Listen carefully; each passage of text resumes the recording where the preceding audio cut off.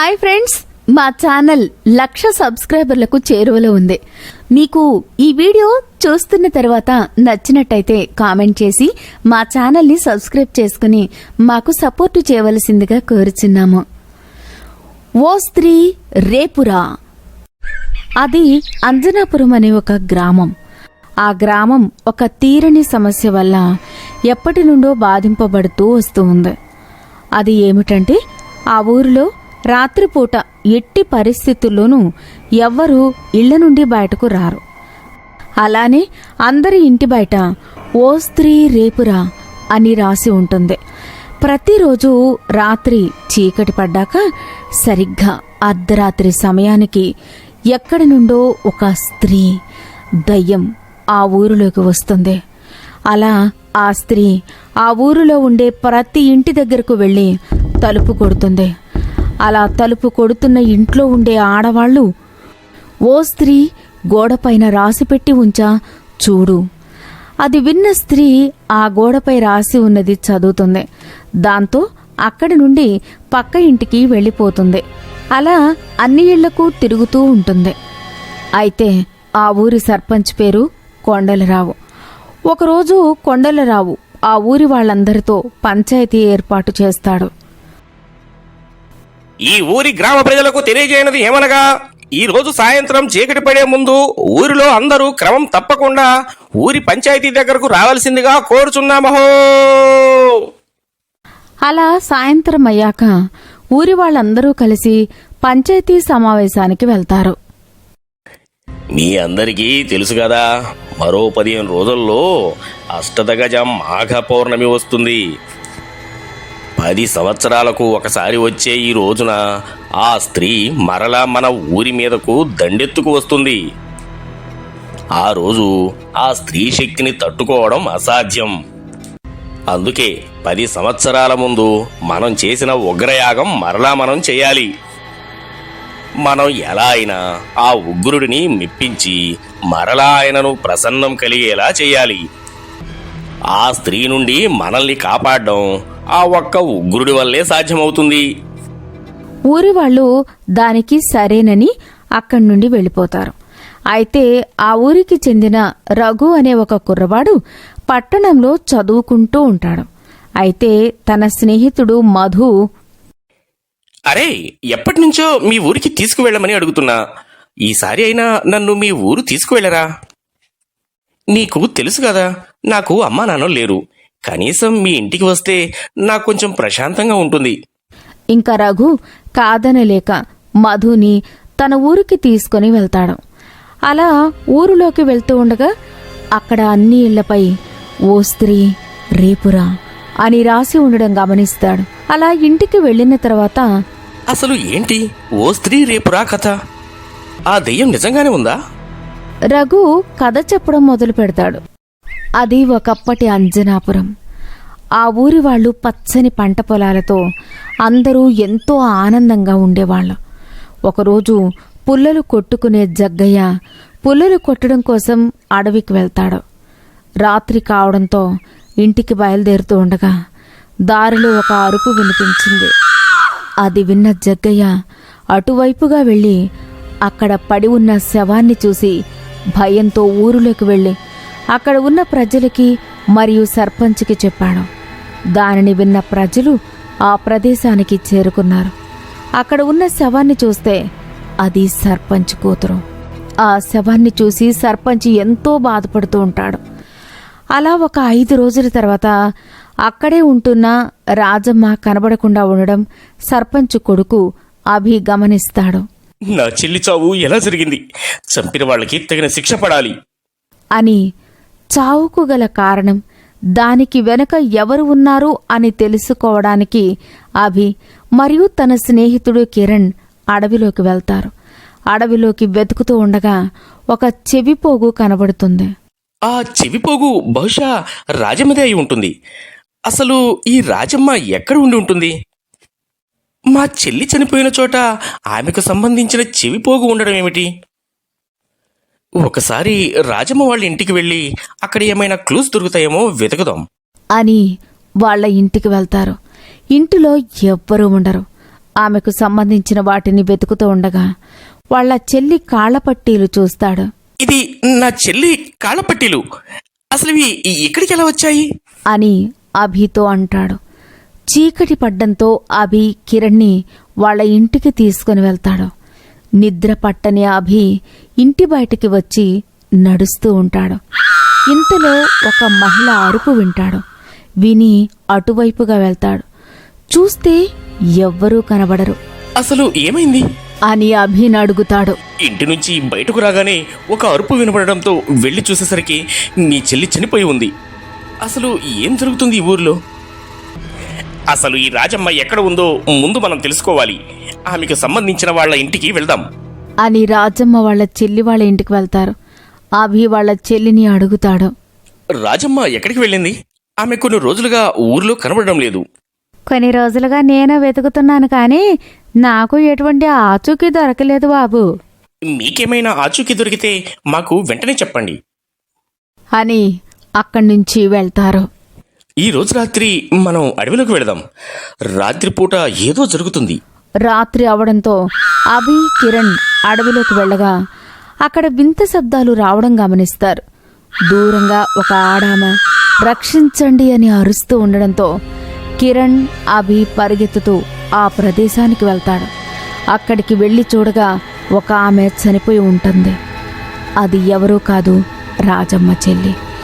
వెంటనే ఆడవాళ్లు చనిపోతూ ఉండడం వల్ల ఊరిలో ఉన్న వాళ్ళు అంతా చాలా భయపడిపోతారు. సర్పంచ్ ఒక మీటింగ్ పెడతారు. ఊరిలో ఉన్న వాళ్లతో, కొన్ని రోజులు ఊరి ఆడవాళ్లు రాత్రిపూట ఎవరు ఎక్కడికి వెళ్ళకండి. ఎవరైనా తప్పక బయటకు వెళ్లాల్సి వస్తే తోడుగా ఎవరో ఒకరిని తీసుకువెళ్ళండి అని చెప్తాడు. సర్పంచ్ అదంతా చూసి ఎవరో చేతబడి చేస్తున్నారు అని అనుమానంతో ఒక ఋషి దగ్గరికి వెళ్తాడు.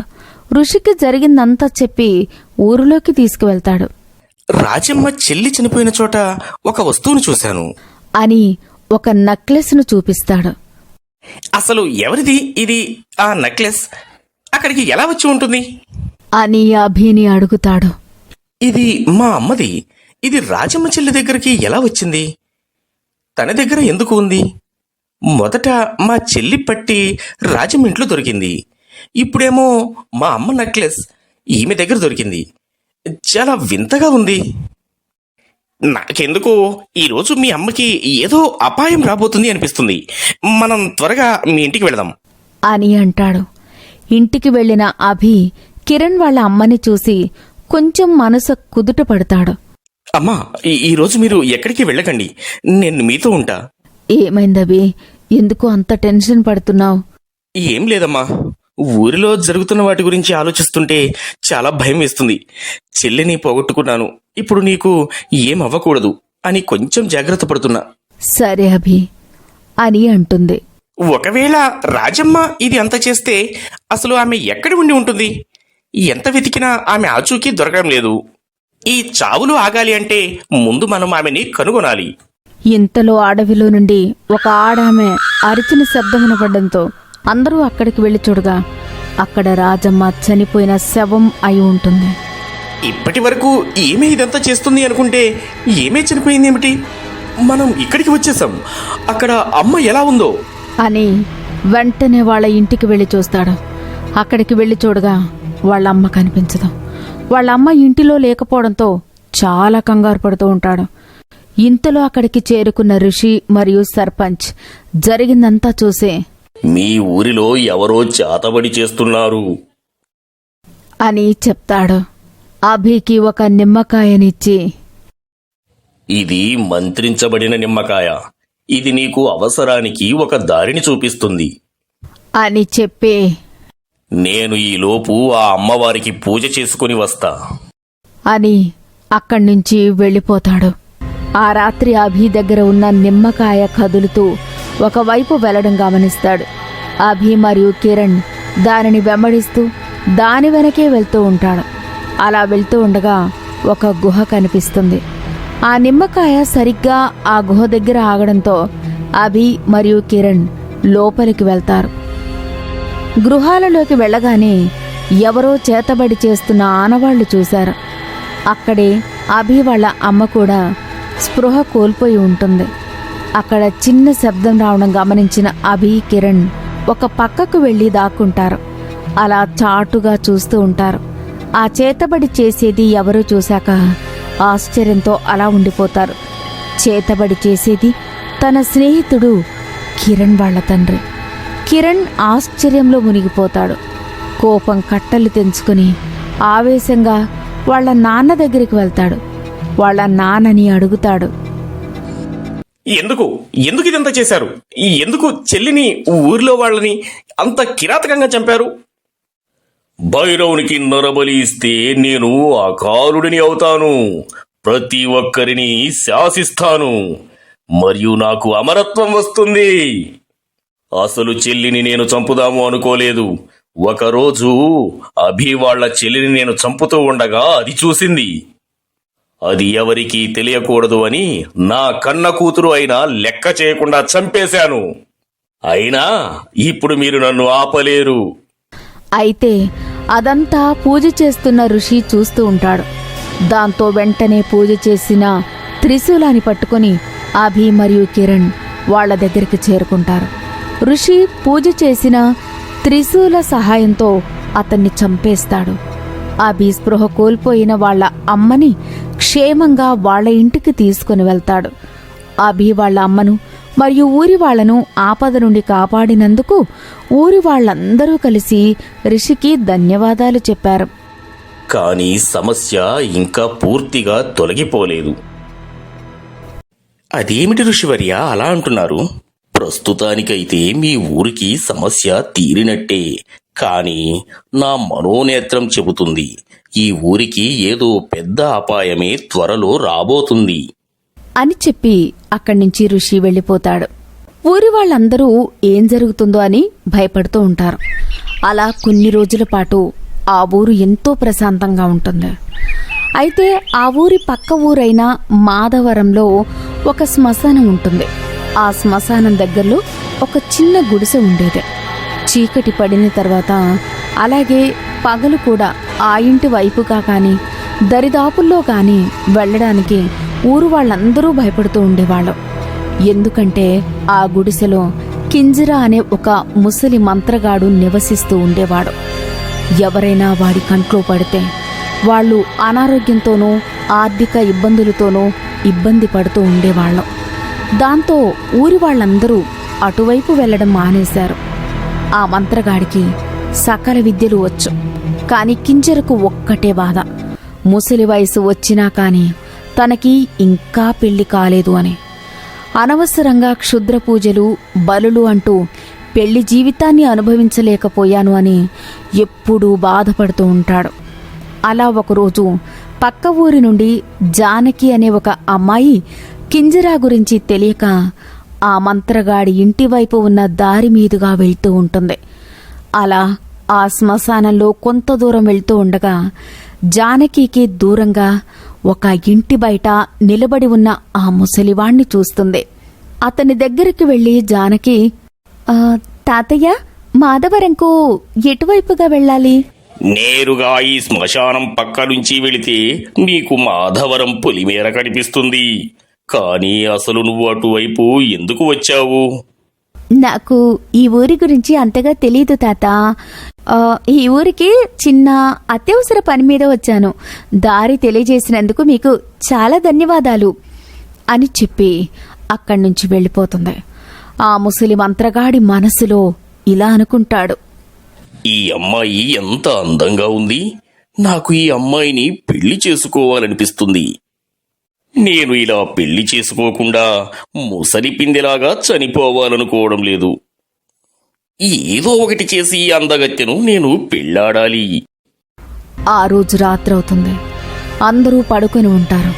ఆ ముసలి మంత్రగాడు జానకి ఉన్న ఇంటి దగ్గరికి వెళ్తాడు. ఆ ఇంటి తలుపు కొట్టగా జానకి బయటికి వస్తుంది. తాతగారు, మీరేంటిక్కడున్నారు? తాత ఎవరు? నేను పైకి పెద్దవాడిలా కనబడిన యువకుడినే. నేను నీకోసమే వచ్చాను. నాకు నువ్వు బాగా నచ్చావు. నిన్ను పెళ్లి చేసుకోవాలనుకుంటున్నాను. దానిని విన్న జానకి ఏంటి, నువ్వు నన్ను పెళ్లి చేసుకుంటావా? ఎవరైనా ఇంటికి వచ్చి బిచ్చమెయ్యండి, ధర్మం చేయండి అంటారు. నువ్వేంటి ఏకంగా నువ్వంటే ఇష్టం, నిన్ను పెళ్లి చేసుకుంటా అని అంటున్నావు? పిచ్చి పిచ్చిగా ఉందా? పో ఇక్కడి నుంచి, పో అని లోపలికి వెళ్లి తలుపు వేసుకుంటుంది. జానకి మాటలు విన్న మంత్రగాడికి చాలా కోపం వస్తుంది. తిరిగి గుడిసెకు వెళ్ళిపోతాడు. మంత్రగాడు మనసులో, నిజమే, నేను ఇలా మోసలిగా ఉంటే ఆ అమ్మాయే కాదు, ఎవరు కూడా నన్ను పెళ్లి చేసుకోవడానికి సిద్ధపడరు. ఎలాగైనా నేను యవ్వనంగా మారాలి, ఎప్పటికీ యవ్వనంగా ఉండాలి. అసలు నాకు చావు అనేది ఉండకూడదు, నిత్య యవ్వనంగా బ్రతకాలి అని అనుకుని తన శక్తులన్నీ కలగలిపి కళాస రాక్షసికి పూజ చేస్తాడు. దాంతో ఒకరోజు కళాస మంత్రగాడికి దర్శనమిస్తుంది. ఏం కావాలి నీకో? నేను ఉన్న పళంగా యవ్వనంగా మారిపోవాలి, అలానే నాకు చావు అనేదే ఉండకూడదు. నీకు నిత్య యవ్వనాన్నైతే ప్రసాదించగలను, కాని నువ్వు నిత్య యవ్వనంగా మారిన తర్వాత రోజు నుండి ప్రతి 15 రోజులకు ఒక మగ మనిషి రక్తాన్ని నాకు నైవేద్యంగా పెట్టి తరువాత నువ్వు ఆ రక్తాన్ని తాగుతూ ఉండాలి. అలా క్రమం తప్పకుండా తాగుతూ ఉన్నంత వరకు నీ యవ్వనం తరగకుండా ఉంటుంది. కాని నువ్వు ఎప్పుడైతే 15 దినాల తర్వాత రక్తం తాగకుండా విఫలమవుతావో ఆ రోజు నుండి నువ్వు ఒక సాధారణ మనిషిగా మారిపోతావు. అలానే నీ లింగం మార్పు చెంది అమ్మాయిగా మారిపోతావు అని చెప్పి అక్కడి నుంచి మాయమైపోతుంది. అలా ఆ కళాస అక్కడి నుంచి వెళ్ళిపోగానే మంత్రగాడు యవ్వనంగా మారిపోతాడు. మంత్రగాడు తనను తాను చూసి నమ్మలేకపోతాడు.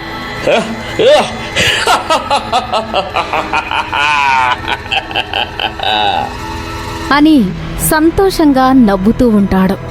అలా కొంతసేపటికి మంత్రగాడు అక్కడి నుంచి గుడిసెకు వెళ్ళిపోతాడు. తనని తాను అద్దంలో చూసుకుని మురిసిపోతూ, నా యవ్వనం నాకు తిరిగి వచ్చింది.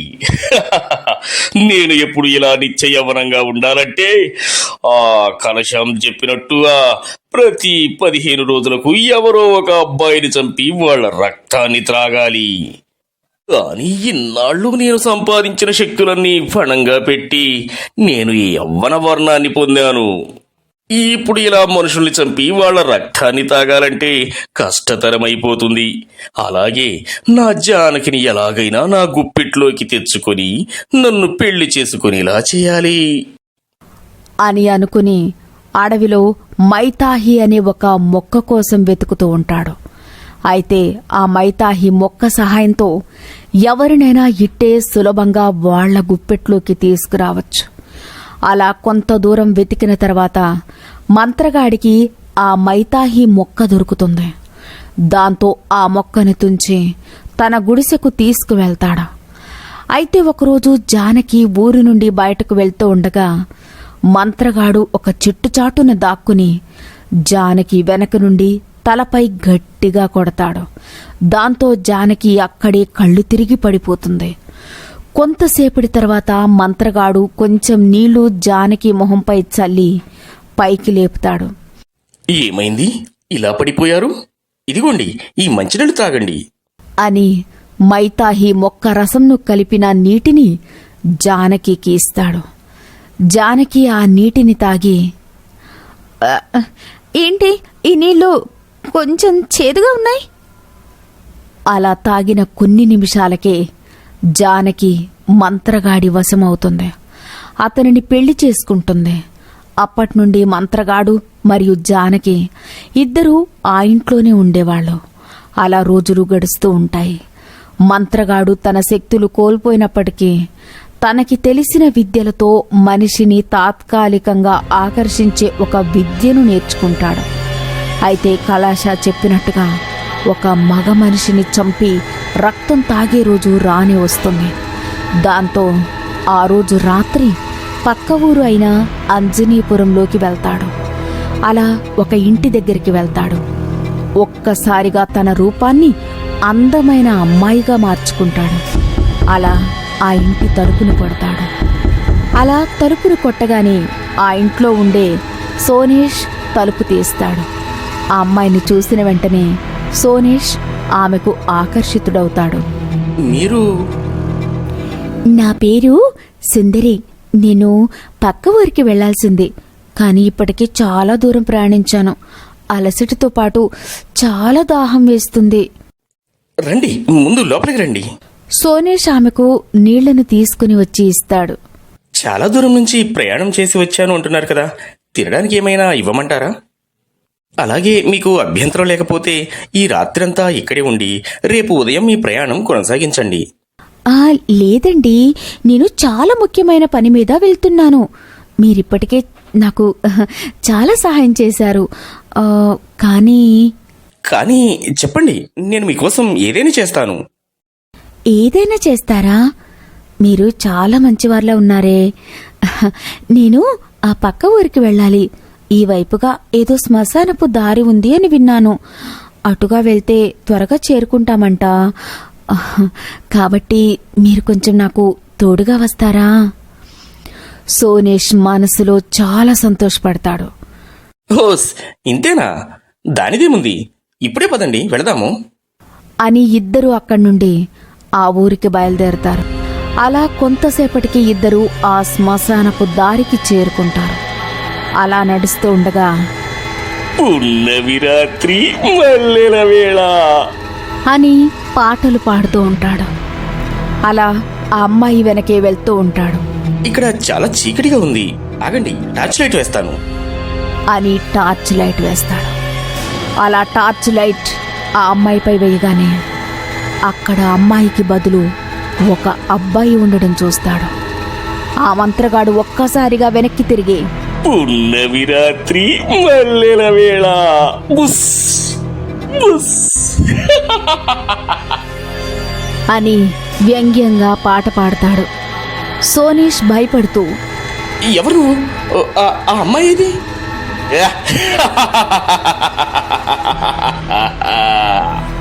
అని బిగ్గరగా నవ్వి సోనేష్ను భుజం పైన వేసుకుని ఆ కళాశ విగ్రహం దగ్గరికి తీసుకుని వెళ్తాడు. సోనేష్ రక్తాన్ని ఒక కుండలో వేసి కళాశకు నైవేద్యంగా ఇస్తాడు. ఆ తరువాత ఆ రక్తాన్ని తాగుతాడు. అలా కొంతసేపటికి సోనేష్ ఆ శవాన్ని తీసుకుని వెళ్ళి అంజనాపురం అడవిలో పడేస్తాడు. అలా కొంతసేపటికి తెల్లవారుతుంది. అభి మరియు కిరణ్ అడవిలో వెళ్తూ ఉండగా రక్తం పీల్చుకుపోయిన సోనేష్ శవం కనిపిస్తుంది. దాన్ని చూసి ఇద్దరూ చాలా భయపడిపోతారు. అతను మన సోనేష్లో ఉన్నాడు. అవునరా, ఎవరు ఇంత దారుణంగా చేసి ఉంటారు అని ఊరిలో వెళ్లి జరిగిందంతా ఊరి వాళ్లకు చెప్తారు. అందరిలో చాలా భయం పట్టుకుంటుంది.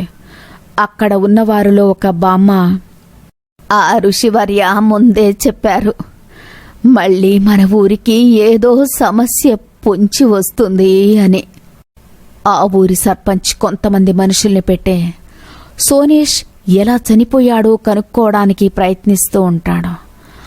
అలా మళ్ళీ 15 రోజుల తర్వాత ఆ మంత్రగాడు ఆ అంజనీపురంలో ఉండే ఒక ఇంటి దగ్గరికి వెళ్తాడు. అయితే అప్పుడు బాగా వర్షం పడుతూ ఉంటుంది. ఒక్కసారిగా తన రూపాన్ని మళ్ళీ ఒక అందమైన అమ్మాయిగా మార్చుకుంటాడు. అలా తలుపు కొట్టగానే ఆ ఇంట్లో ఉండే రంగా తలుపు తీస్తాడు. ఆ అమ్మాయిని చూసిన వెంటనే రంగా కూడా ఆమెకు ఆకర్షితుడవుతాడు. నా పేరు స్వప్నసుందరి. నేను పక్క ఊరికి వెళ్లాల్సింది, కానీ సడన్ గా ఈ వర్షం. రండి, ముందు లోపలికి రండి.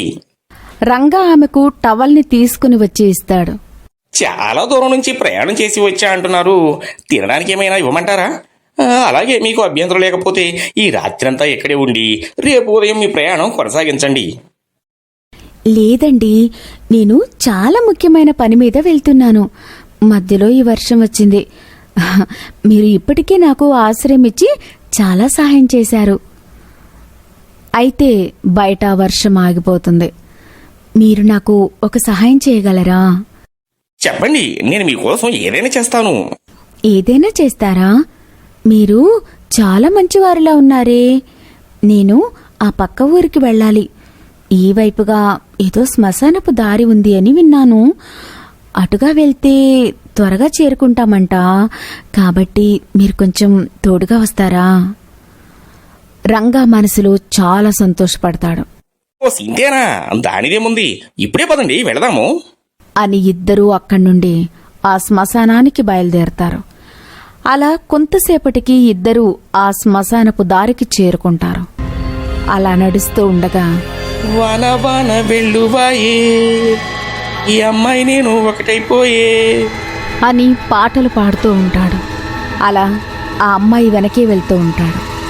ఏయ్, ఈ అమ్మాయి బ్యాక్ నుంచి చాలా బాగుంది, ఒక ఫోటో తీద్దాం అని ఫోన్లో నుండి చూడగా అక్కడ అమ్మాయి బదులు ఒక అబ్బాయి ఉండడం చూస్తాడు. ఆ మంత్రగాడు ఒక్కసారిగా వెనక్కి తిరిగి వన వన వెళ్ళువాయే, నీ అంతూ నేను చూస్తాను. ఎవరు నువ్వు? ఓ ఆ అమ్మాయి ఇది.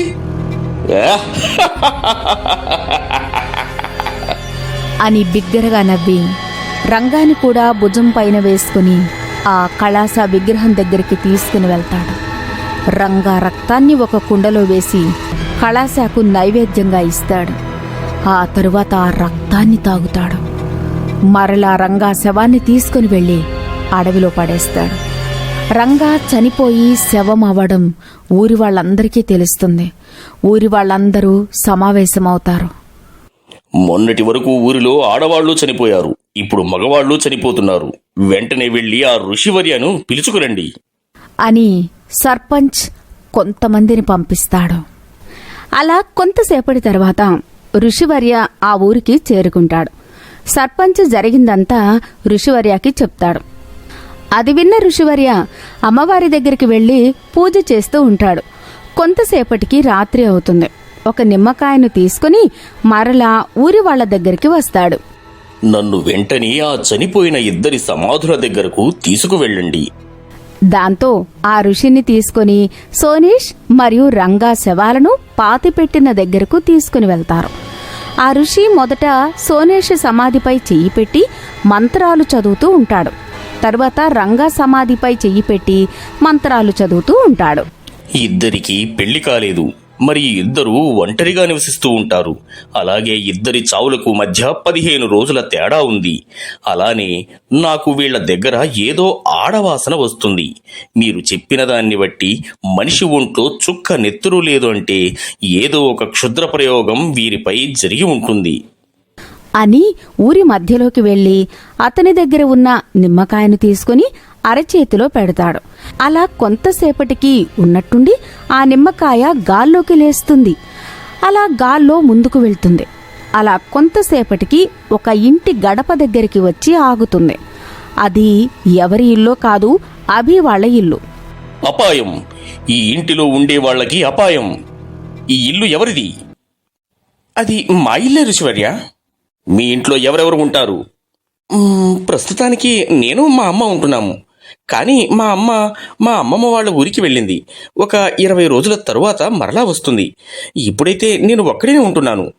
ఋషి మనసులో అయితే ఇతను కూడా ఇప్పుడు ఒంటరిగా ఉంటున్నాడు అన్నమాట. సరే, ఈ నిమ్మకాయ తీసుకో, నీ దగ్గర ఉంచు. చీకటి పడ్డాక ఎక్కడికి వెళ్లకుండా ఇంట్లోనే తలుపు వేసుకుని ఉండు. అలానే ఒకవేళ ఎవరైనా మీ ఇంటికి వస్తే వాళ్ళని ఇంటిలోనికి పిలిచి వాళ్ళు చెప్పినట్టు నువ్వు చెయ్యి. ఎట్టి పరిస్థితుల్లో అవతలి మనిషికి నీపై అనుమానం రాకూడదు. కానీ స్వామి, అసలు ఎవరు వస్తారు మా ఇంటికి? అదంతా నీకు తరువాత తెలుస్తుంది. నువ్వు మాత్రం చాలా చాకచక్యంగా నడుచుకోవాలి. నీ దగ్గర నిమ్మకాయ ఉన్నంత వరకు నిన్ను ఎవరు ఏమీ చేయలేరు.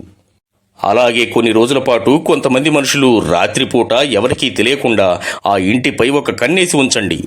దానికి సర్పంచ్ ఇంకా అక్కడ ఉన్నవాళ్లు సరే అని అంటారు. అందరూ ఎవరింటికి వాళ్ళు వెళ్లిపోతారు. సర్పంచ్ పెట్టిన మనుషులు అభి వాళ్ల ఇంటిపై ఒక కన్నేసి ఉంచుతారు. మరోవైపు మాంత్రికుడు జానకితో కలిసి ఆ గుడిసెలో ఉంటాడు. ఉన్నట్టుండి ఒకరోజు జానకికి గుర్తు తెలియని ఒక అంటువ్యాధి వస్తుంది. శరీరం నిండా మచ్చలు వచ్చేస్తాయి. మాంత్రికుడు కింజర ఎంత ప్రయత్నించినా సరే జానకికి వచ్చిన రోగాన్ని నయం చేయలేకపోతాడు. కింజర చాలా ఊర్లు మరియు అడవులు తిరుగుతూ చాలా మందులు తీసుకువచ్చి జానకికి నయం చేయడానికి ప్రయత్నిస్తాడు.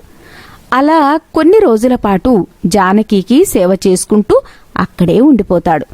కొన్ని రోజులకి రక్తం తాగవలసిన సమయం వస్తుంది. రాత్రి అవుతుంది. జానకి, నువ్వు ఇక్కడే జాగ్రత్తగా ఉండు. నాకు ఒక ముఖ్యమైన పని ఉంది. వెంటనే ఆ పని ముగించుకుని వస్తాను. నువ్వు జాగ్రత్త. ఏమండి, మీరెక్కడికి వెళ్ళకండి. నాకెందుకో భయంగా ఉంది. మీరు ఈరోజు ఎక్కడికి వెళ్ళకండి నాకేమీ కాదు. నువ్వేమీ భయపడకు. నేను వెంటనే తిరిగి వచ్చేస్తాను అని అక్కడి నుండి అంజనాపురంకి వెళ్తాడు. ఎప్పటిలానే ఒక ఇంటిని ఎంచుకుంటాడు. ఆ ఇల్లు ఎవరిదో కాదు, అభిదే. అభి వాళ్ళ తలుపు దగ్గరికి వెళ్ళి తన రూపాన్ని ఒక అందమైన అమ్మాయిగా మార్చుకుంటాడు. ఇంటి తలుపు కొడతాడు. అభి తలుపు తీసి చూడగా ఒక అందమైన అమ్మాయి కనిపిస్తుంది. అభి ఒక్కసారిగా ఆ అమ్మాయి అందానికి ముగ్ధుడవుతాడు. కొంతసేపటికి మరలా మామూలవుతాడు. ఇంటి లోపలికి తీసుకువెళ్లి మంచినీళ్లను ఇస్తాడు. ఎప్పటిలానే అభిని కూడా తోడు రమ్మంటుంది. అభి వస్తాను అంటాడు. అలా వాళ్ళిద్దరూ ఆ శ్మశాన దారి గుండా వెళ్తూ ఉంటారు. అభి ఏమీ మాట్లాడకుండా ఆ అమ్మాయి వెనకే వెళ్తూ ఉంటాడు.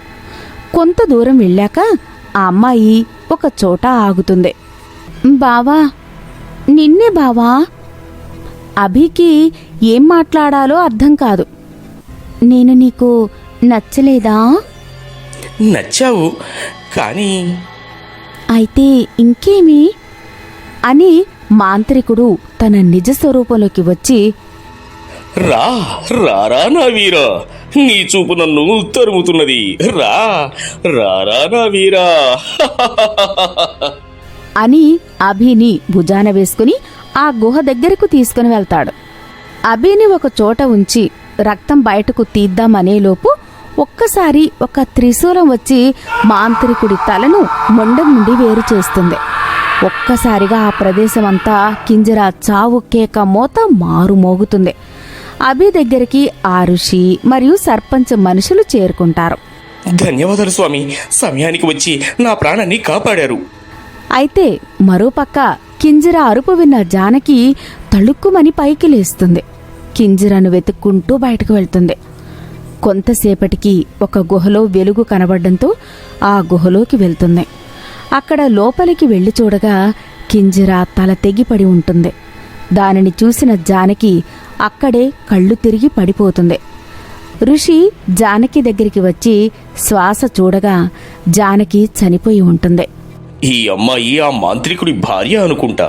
పదండి, ఈ 2 శవాలను పూడ్చిపెడదాం అని అక్కడే ఒక పక్క గుంత తవ్వి అక్కడ కప్పిపెట్టి బయటకు వచ్చేస్తారు. గుహ బయటికి వచ్చిన తర్వాత ఆ గుహ లోపలికి ఎవ్వరూ వెళ్లకుండా ఒక పెద్ద రాయిని తీసుకుని వెళ్లి ఆ గుహకు అడ్డంగా పెడతారు. అలా అక్కడి నుండి వెళ్ళిపోతారు. ఆ తరువాతి రోజు రాత్రి జానకి ఆత్మ పైకి లేచి తన సమాధిలో కప్పి ఉంచిన శరీరంలోకి వెళ్తుంది. అలానే తన మొండం వేరవ్వడం వల్ల మాంత్రికుడు ఎంత ప్రయత్నించినా తన శరీరాన్ని ఆవహించలేకపోతాడు. దాంతో మాంత్రికుడు కూడా జానకి సమాధిలోకి దూరిపోతాడు. జానకి సమాధిలో నుండి ఒక భయంకరమైన బ్రహ్మరాక్షసి బయటకొస్తుంది. నన్ను, నా భర్తను వేరు చేసిన ఆ అంజనాపురం ప్రజలని ప్రాణాలతో వదలను అని గుహకు అడ్డంగా ఉన్న రాయిని బద్దలు కొట్టుకుని అంజనీపురంలోకి వెళ్తుంది. అలా ఊరిలోకి వెళ్ళి ఊరిలో ఉండే అభి ఇంటి ముందుకు వెళ్ళి తలుపు కొడుతుంది. దాంతో అభి తెలియక తలుపు తీస్తాడు. వెంటనే అతనిని ఆ స్త్రీ ఆమాంతం ఎత్తుకుని వెళ్ళిపోతుంది. అతను అరిచిన అరుపుకు ఊరంతా బయటికి వచ్చి చూస్తారు. గాలిలో ఒక దయ్యం అభిని ఎత్తుకుపోవడం ఊరంతా చూస్తారు. ఊరంతా భయంతో గజగజ వణికిపోతారు. తెల్లవారుతుంది. సర్పంచ్ మరలా ఆ ఋషిని ఊరిలోకి రప్పిస్తాడు. ఏమిటి ఋషివర్య, అసలు ఏంటి ఈ కర్మ మా ఊరికి? ఒకదాని తర్వాత మరొకటి, ఒకటి అవ్వగానే ఇంకొకటి సమస్య పుట్టుకు వస్తూనే ఉంది. మీరు ఆ మంత్రగాడిని చంపేశారు కదా, అయినా ఇప్పుడు ఇంకో దెయ్యం వచ్చి ఆ అభిని ఎత్తుకుపోయింది. అసలు ఆ దెయ్యం అభిని ఎక్కడికి తీసుకువెళ్ళింది? అసలు అభి బ్రతికి ఉన్నాడా, లేకపోతే ఆ దెయ్యం చంపేసి తింటుందా? కానీ ఇది ఎలా జరిగింది? నా త్రిశూలంతో చంపినా కూడా ఆ మంత్రగాడికి ఒక మనిషిని ఎత్తుకు వెళ్ళగల శక్తి ఎలా వచ్చింది? అది అసాధ్యం. పదండి, ఇప్పుడే వాళ్లను పూడ్చిపెట్టిన దగ్గరకు వెళదాము అని కొంతమందిని తీసుకుని ఆ ఋషివర్య ఆ గుహ దగ్గరకు వెళ్తాడు. అక్కడికి వెళ్లి చూడగా ఆ గుహ తెరిచి ఉంటుంది. అసాధ్యం! నా తంత్రాన్ని దాటి ఆత్మ ఎలా బయటకు రాగలిగింది? అలా లోపలికి వెళ్లి చూడగా రక్తం కనబడుతుంది. అక్కడే అభి చనిపోయి కనిపిస్తాడు. వెంటనే ఆ ఋషి ఆ 2 సమాధులపై చెయ్యి వేసి మంత్రాలు చదువుతూ ఉంటాడు. అలా కొంతసేపటికి ఋషికి రాత్రి జరిగిందంతా తన దివ్య దృష్టితో చూస్తూ ఉంటాడు. అదంతా చూసిన తర్వాత ఋషి మనసులో ఇలా అనుకుంటాడు. తప్పు జరిగిపోయింది, చాలా పెద్ద తప్పు జరిగిపోయింది. నేను చెప్పేది చాలా జాగ్రత్తగా వినండి. మీ ఊరికి ఒక పెద్ద ముప్పు వచ్చి పడింది. నిజానికి పక్క ఊరిలో ఉండే ఒక మాంత్రికుడు తన క్షుద్ర పూజల కోసం మనిషి రక్తాన్ని నైవేద్యంగా ఇచ్చేవాడు. అతనే ఆ సోనేష్ మరియు రంగాలను చంపి వాళ్ల రక్తం తాగింది. అది తెలుసుకున్న నేను మొన్న రాత్రి ఆ మాంత్రికుణ్ణి అంతం చేశాను. కానీ అనుకోకుండా అతని భార్య అక్కడికి వచ్చి తన భర్త శవాన్ని చూసి కళ్ళు తిరిగి అక్కడే చనిపోయింది. దాంతో వాళ్ళిద్దరినీ అక్కడే సమాధి చేసి గుహకు అడ్డుగా ఒక రాయిని పెట్టి వచ్చాము. కానీ ఆ మాంత్రికుడు మామూలు మాంత్రికుడు కాదు. వాళ్ళు చనిపోయినా సరే వాళ్ళ ఇద్దరి ఆత్మలు జానకి శరీరాన్ని ఆవహించాయి. ఇప్పుడు ఒక బ్రహ్మరాక్షసిగా రూపుదిద్దుకున్నాయి. ఆ రాక్షసి నిన్న రాత్రి ఆ అభిని ఎత్తుకుపోయి పగ తీర్చుకుంది. ఇప్పుడు ఆ రాక్షసిని అడ్డుకోవడం నా వల్ల కూడా కావడం లేదు. అదేమిటి స్వామి, మీరే అలా అంటే ఇంక మేము ఏమైపోతాము? మీరే మాకు ఏదో ఒక సహాయం చెయ్యండి. సరే అయితే, నేను అయితే ఆ దెయ్యాన్ని అంతం చెయ్యలేను. కానీ ఆ దెయ్యం నుండి మీ ప్రాణాలను రక్షించుకునే మార్గమైతే చెబుతాను. ఈరోజు రాత్రి చీకటి పడే ముందు ఊరిలో ప్రతి ఒక్కరూ మరలా ఇక్కడికి రండి. అలానే వచ్చేటప్పుడు ఎవరైనా ఒకరు ఒక పెద్ద కుండలో ఒక నల్ల పిల్లి రక్తాన్ని కొంత వేసి తీసుకుని రండి. దాంతో సరేనని అందరూ అక్కడ్నుంచి వెళ్ళిపోతారు. సాయంత్రం అవుతుంది. ఋషివర్య చెప్పినట్టుగా ఊరి వాళ్ళందరూ అక్కడికి చేరుకుంటారు. అలానే ఒక కుండలో నల్లపిల్లి రక్తం వేసుకుని వస్తారు.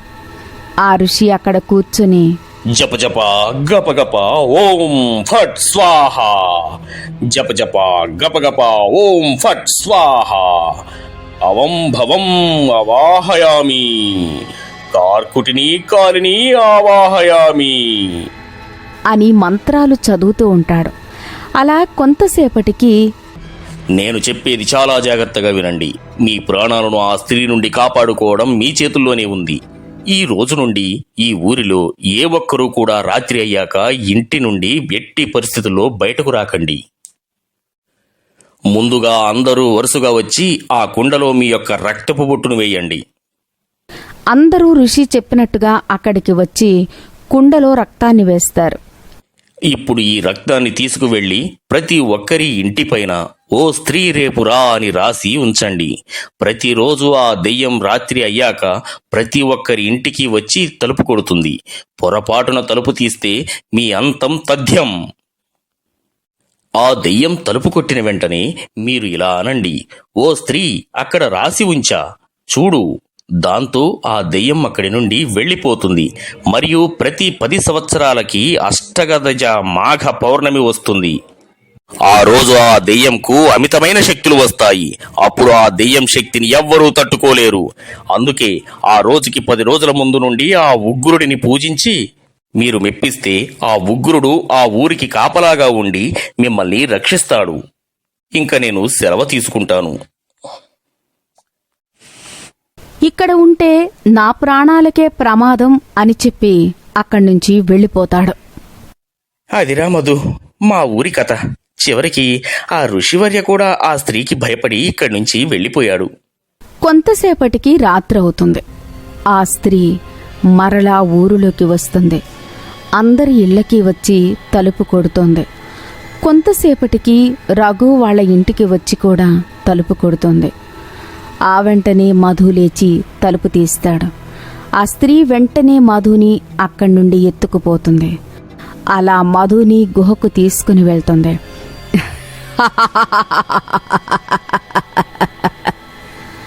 అని బిగ్గరగా నవ్వుతుంది. నన్ను కూడా చంపేస్తావా పిన్ని? పిన్ని హా?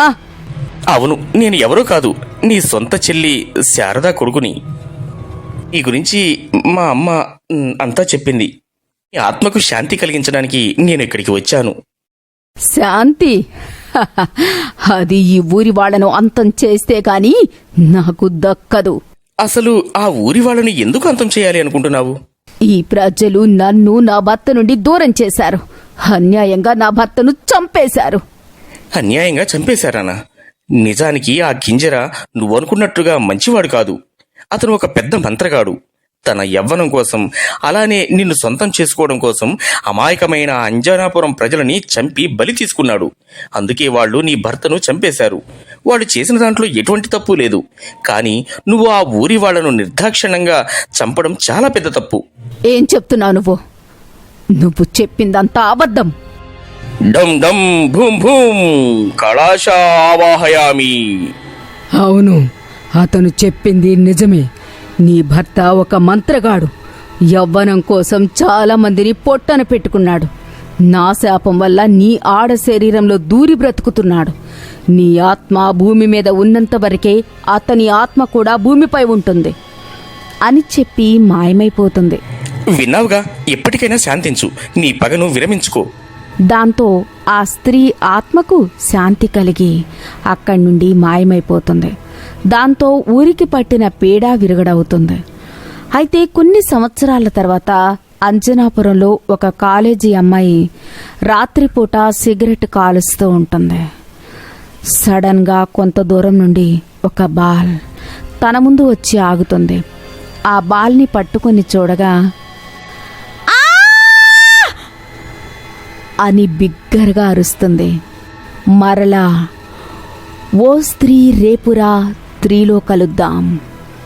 మీకు గాని ఈ వీడియో నచ్చినట్లయితే ఇప్పుడే ఈ వీడియోని లైక్ చేసి సబ్స్క్రైబ్ చేసుకోండి. మరొక వీడియోతో మళ్ళీ కలుద్దాం.